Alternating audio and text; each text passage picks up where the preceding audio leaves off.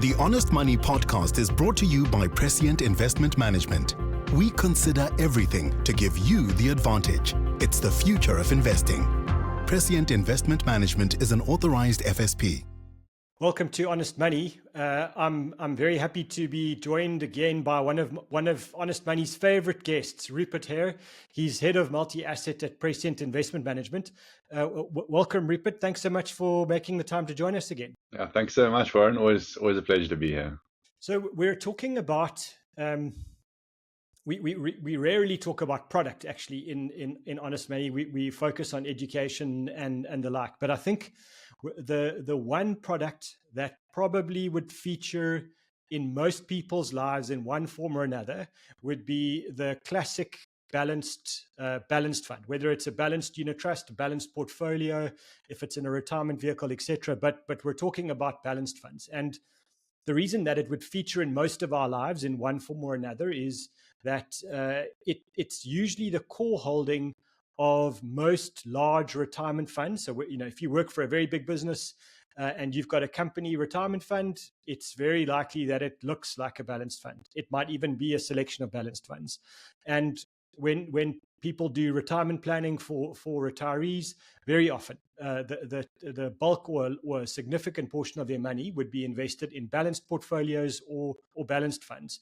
So long story short, these things are very valuable, number one, but number two, very important in our lives. And I think, when before we started the recording, Rupert mentioned that we've probably discussed this in one form or another before, but I think it's a critical point is to understand them, to understand why they're important, and to go through. So there isn't someone I know better that will actually talk to me than Rupert to help us with this understanding. So that's the topic, Rupert. Thanks so much for making the time. And I thought maybe let's just kick off with what is it? Why does this thing work? Why do we have it in our portfolio?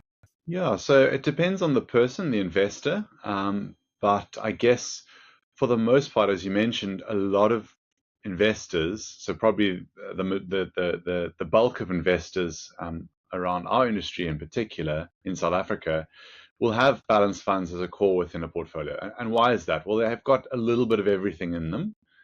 So you've got access to different asset classes, equities, bonds, property, onshore, offshore, and they're really designed to try and maximize your probability of hitting things like retirement goals. So generally you'll have balanced funds in retirement type products. They are generally Reg 28 compliant, which means that they are allowable within your pension fund.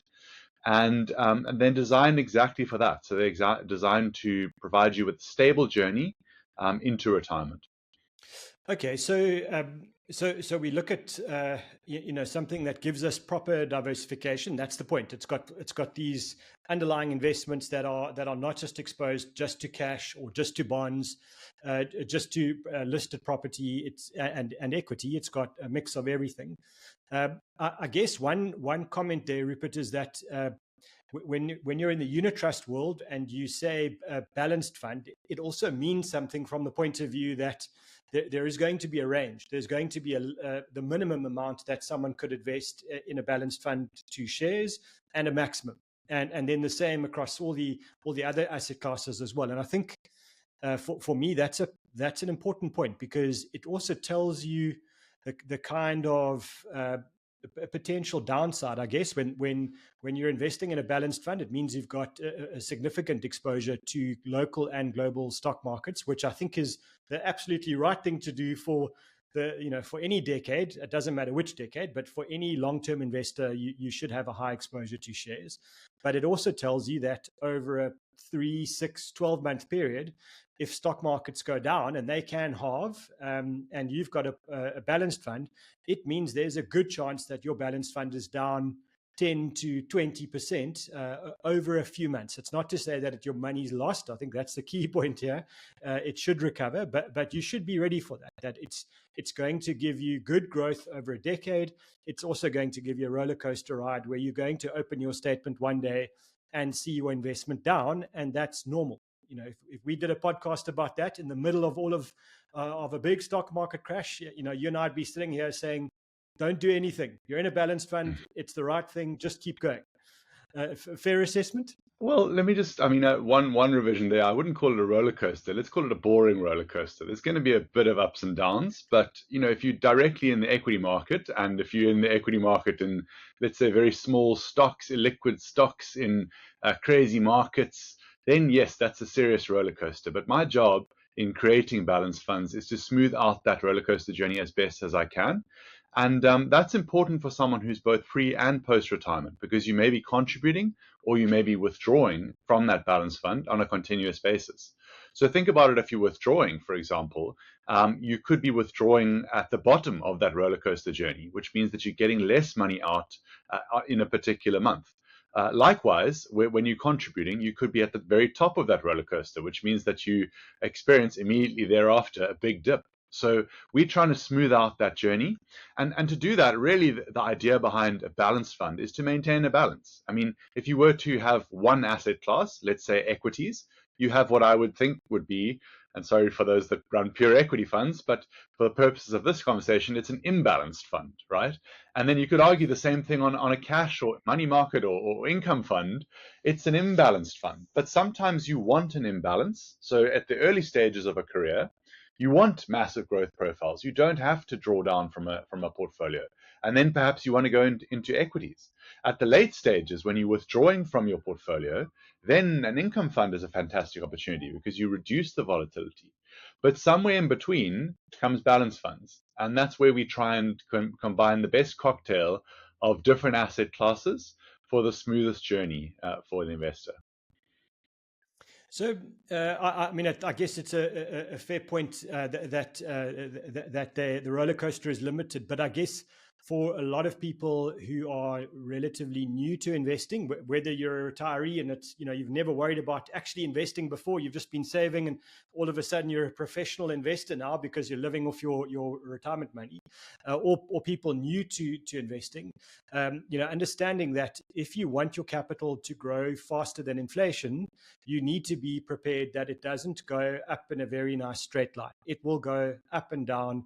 And if you looked at it almost as a graph, that it will look like sort of a saw blade. It will go up and down, but generally from over longer periods of time, it will be going up in a good direction. And so understanding that, that I'm still going to call it roller coaster, Rupert. I'm stubborn there, but that short-term roller coaster ride is the necessary, and it's not necessarily big pain, but it is necessary pain to beat inflation, to get that capital growth. And so I agree with you that the skill for a fund manager would be, how do I get that combination of the assets right so that the down is as small as possible and the up is as high as possible. But me as the eternal critic will tell everybody that there will always be downs, and if there is never a down, you're probably in a pyramid scheme. And you're probably in a Ponzi scheme. If you're beating inflation as your goal, it has to go down, and that's okay. Like that's normal. It's a necessary thing to know that you're in the right kind of investment. Yeah, 100% right. And I think just to be a humble investor, to be a humble portfolio manager for me is so important. And what I mean by that is there are so many things outside of my control. I wish I could control the US elections, but unfortunately I cannot. So that is a short-term outcome where the market might react to, let's say, secondary president, or the 47th president, Donald Trump, in control of the United States again. But really what we try and do with imbalanced funds is to focus on the medium to long term. So what do I mean by that? I mean sort of 3, 4, 5 years and beyond. So if you're going to be the type of investor that opens the statement every week and worries about those ups and downs on your saw blade, that's going to cause you unnecessary stress. What you should be looking at is whether the fund is giving you what you need, that being a proper inflation-beating return over the longer term, and longer term being, let's say, 5 years and beyond. And that's where you're trying to plan and save for retirement, or post-retirement, you will be planning and saving for your holiday overseas or whatever it might be. But it's a longer term fund, and you get shorter term funds and you get extremely long term funds. But the key here is that it's balanced. So, for example, within the portfolios that I manage, let's go through some numbers here. Always love big numbers. We invest in over 20 different markets. We invest in over 5,000 different stocks, and we invest in over 20,000 different fixed income issuances. So we try and keep a balance so that we don't have concentration. And by way of example there, if we were 100% concentrated in South Africa, no matter how bullish I might be on South Africa, and right now I am pretty bullish on South Africa, but things can go wrong. We know that. The GNU can fall apart. Touch wood that it doesn't, but it can. And that's why you need to diversify portfolios, especially in retirement products. Yeah, I think it's I think it's a powerful point around understanding that you could have a view about the world, and over a decade your view might be right, but over a year your view could be completely wrong, just because events don't pan out exactly on schedule. And so having that humility, which is I'll say is rare in fund managers, so well done, Rupert, but having the humility to know that actually very often your views will pan out over time. That they don't necessarily pan out when you'd like them to. Over a short period of time is key, and that's where the balance comes in. And so I won't put words in your mouth, but when I look at balanced funds, as a selection, and I look at their returns over meaningful periods. In other words, 5 years, but definitely 10 years for me is always a good indicator. I would expect that a decent balanced fund is delivering a return in a range of about, let's say, 9 to 11% a year, and that's no guarantee. It's as I said at the start, it's going to be sometimes much higher and sometimes much lower. But when people are doing a projection, and they've got a decade or two to kind of put a number in their growth profiles, then I think that's a fair assumption. So I'm not going to ask you to comment on that, but I think what is valuable to know about that is, if inflation is running at 6%, and we'll all argue about our own personal cost of living rate of change, but let's just say it's 6%. It means that you're expecting your capital to grow faster than your cost of living is rising. And that's the key here. So if you're drawing money, if you are retired, and you're drawing from your portfolio, and it's and you can draw, let's say, 5% a year, and your cost of living is going up at 6%, that's pretty much the profile of a balanced fund over a decade or two. And that's the power of firstly the long term, secondly the asset mix, and so understanding that it is a very useful planning tool for people that are building, so accumulating capital, and then those that are drawing money. But I think we need to talk about the dreaded T word, Rupert, around the taxes. People love putting their money into kind of a fixed deposit or a money market account because it never goes down. And my immediate comment after that is, you're absolutely right, but just look at the tax that you pay. And so, tax is the great destroyer of personal portfolios if you don't focus on it and you don't pay attention. We all have to pay tax, but you want to do it within reason. And so maybe just to understand, what's the tax implications of a balanced fund? Generally within fund wrappers, and when you invest in a fund as opposed to going directly into the market, and depends on the different structures that you're investing in or via.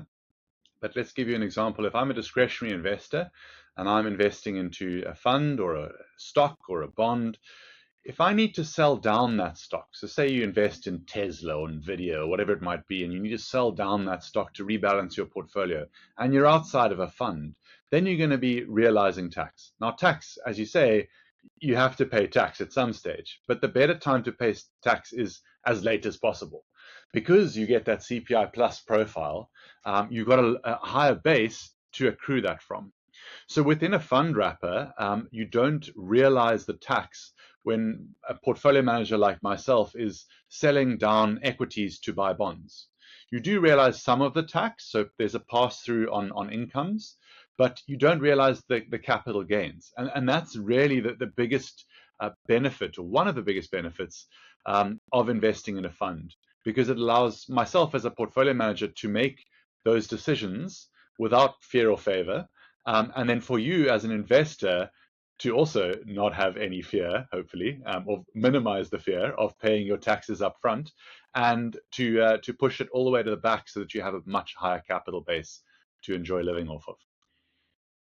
And I think maybe the other comment there is that the mix of assets in a balanced fund, because there will generally be a higher allocation to shares, it means that the ultimate interest that someone in a fund, a balanced fund, would pay will be relatively low, because their interest income will be generated from the cash. There will be cash in a balanced fund. There will be some bond exposure, which means that your bonds are paying interest as well. And potentially, if there is a property fund, you might earn some taxable rent in the fund. All of that then gets accumulated, and there is a distribution from the fund to the investor, where you will pay some interest, or some income tax, but it should be fairly low. And I think that's the key in a situation like this, is where you're getting distributions. Those distributions are quite efficient from an income point of view, and definitely over time the distributions also grow. And it's one of the things that I think people don't always focus on, is that funds do pay out an income. The bulk of what you're expecting from a balanced fund is capital growth, so the income is not the main focus. But over a 20-year period, it's interesting for me to note that how that income actually rises, and certainly, when you look at it relative to inflation, it's a meaningful number. Yeah, definitely. So it's a mix. Again, it's a balance of taxing during the fund's investments, although you want to minimize that as much as possible. So you do get some incomes, and then taxing right at the end by selling down the fund itself. Yeah, and the real benefit there is if it's not in a retirement fund, and you're paying tax on the growth, you're generally paying capital gains tax. And even if you're a really big taxpayer, that means you're paying around 18% on capital gains, as opposed to 45% on income tax. And as I said at the start, you really want to pay the least amount of tax you have to, and so 18 for me sounds a lot better than 45 with my simple maths. So I mean, I must say, I said it at the start, I think it's a core holding for a lot of people, in South Africa, and certainly worth focus on. And I take your point as well, Rupert. If you're 25 and you've got no debt and no dependents, etc., possibly you want to go with a higher allocation to shares. You might have a maximum allocation to local and global markets, but as people get a little older, having that spread is just, I think, a phenomenal benefit in terms of smoothing the ride of market volatility, and that has a huge psychological impact on us. So the more we can stay invested and not panic, the better for us. And I know it's been a specific focus for the show, but I just think it's worth saying to you, listener, this is the thing. This is the thing that you will have in your retirement funds, and be happy with it. Make sure it's the correct one, and the fees are reasonable. But it should be a core holding for decades to come. Yeah, and you hit the nail on the head there in the last point. I think there are a lot of balanced funds in South Africa. In fact, within the high equity space, which is the most popular, there are 220. So you have a lot of them to pick from. And one of the keys for us, at least, is try to minimize those fees. Because if you're paying a full fee load of 3, 4, 5%, which some people do, you mentioned earlier that you're getting inflation plus 4 or 5%, that erodes very quickly. So you can access funds at very, very efficient fees. And that, just to another point that I thought of earlier. So if you're a direct investor and you want to buy and sell shares, you pay significant costs to buy and sell those shares. Unfortunately, it's diseconomies of the small scale. So for us, we pay very little in trading within this fund. And most importantly, you pay nothing for buying and selling this fund. So on the way out and on the way in, you don't pay a cent. So that's really important for us to pass that on to you. You don't have to worry at all about selling a stock, because you're going to be paying, let's say, 50 basis points, so 0.5% to a broker, for example. Yeah, and I think it's often a point people miss. They feel in control of their money because they're buying their individual shares, and they see the profit go up, and then they're really disappointed when they look at the cash that they've put in their bank account after selling, because actually they lost a fair amount in cost, especially if they do that relatively frequently. And the sort of high frequency trading of people, one thing it does is it makes brokers very rich. So just be careful there with your costs. Costs are so subtle, some of them, and I think Rupert makes a great point there. Buying and selling a fund, you don't pay transaction charges there, and you be aware of your tax on your gains, but that's not a trading cost. Rupert, we're running out of time, and I wanted to give you the opportunity just to wrap up. If you had any final words of wisdom for us on balanced funds. Yeah, so I think we've covered quite a few points, but just to go back to the point of diversification, don't put all your eggs in one basket. I'll admit that in my investment career, I have made that mistake at times. Earlier on in my investment career, I thought I was the king of the markets, and why didn't I just do this? Why didn't everyone just do this? And you're making massive returns. But unfortunately, a lot of things are out of your control, and it can be political, it can be company specific, it can be a lot of things, and they really are out of your control. We call them exogenous risks. And the way to avoid them as best as possible is to just diversify your portfolios. So multiple asset classes, multiple geographies. No matter how good South Africa looks, no matter how good America looks, you don't want to put all your eggs into any of those baskets, because we do go wrong. We have to be humble investment managers. And I'm a professional investment manager, and I'll say that I don't get things right all the time. In fact, if an investment manager gets things right more than 50% of the time, you're winning. So that's what we're aiming for. And just a last point there, you'll probably never hear from an investment manager about the stocks that lost. But I promise you that there are a lot of stocks that do lose in portfolios. And just to back Warren's point earlier, that just means that you shouldn't focus on the shorter term. It's going to cause you gray hairs. Rather focus on the 3, 5, 10-year outcomes, and try and design your portfolios just like that. I remember a quote from one of the kind of all-time great investors was Sir John Templeton, and I think he said he calculated at the end of his very long career that as a very successful investor, he made the correct decision 51% of the time. That's exactly it. So 50-50 benchmark sounds like just passing when you're writing exams at school, but 50% plus decision making as a fund manager means you're doing very well. Rupert Hare, head of multi-asset at Prescient Investment Management, thanks so much for joining us. I, as always, love these conversations, and I know our listeners do as well. And it was great to chat to you. Yeah, thanks as always for having me on. The Honest Money podcast is brought to you by Prescient Investment Management. We consider everything to give you the advantage. It's the future of investing. Prescient Investment Management is an authorized FSP.